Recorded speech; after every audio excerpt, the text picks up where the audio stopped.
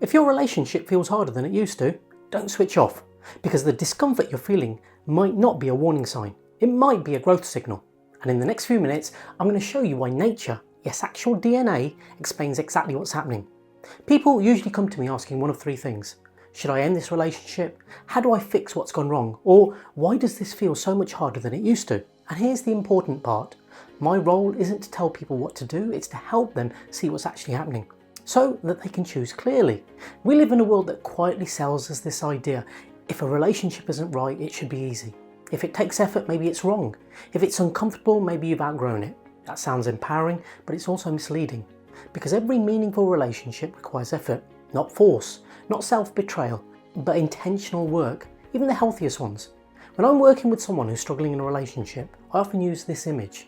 Think about DNA, the double helix. Two strands, separate but connected, bonds.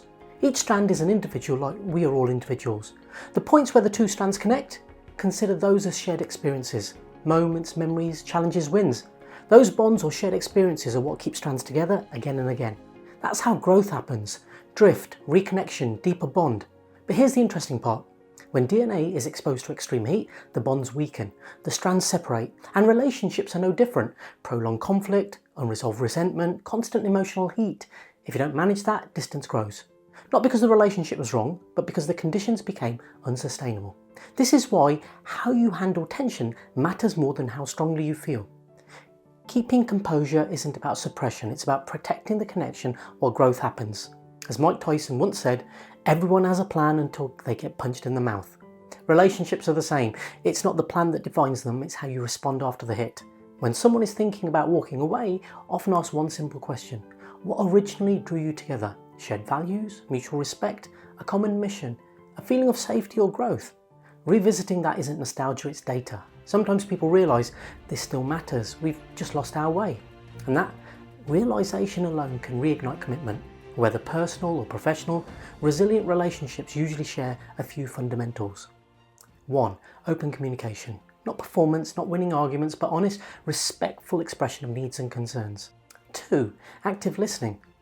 Listening to understand, not to reply. Validation builds trust faster than solutions. 3. Shared investment. Time together, projects, goals, memories don't just happen, they're created. 4. Flexibility. People evolve, circumstances change, rigid expectations quietly break relationships. As Keanu Reeves once said, the simple act of paying attention can take you a long way. That applies everywhere, especially here. One of the hardest and most powerful skills in relationships is forgiveness. Not forgetting, not excusing, but choosing not to let the past dictate the future. Without forgiveness, the relationship stays stuck in heat. With it, the strands can reconnect. DNA is fixed, but relationships aren't. They're dynamic, living, evolving. And when you understand that tension doesn't mean failure, it often means growth is trying to happen. So the next time a relationship feels difficult, ask yourself, is this a sign to escape or an invitation to engage differently?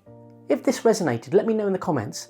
What's one relationship in your life that feels like it's at a crossroads right now? And if you want more conversations like this, make sure you're subscribed.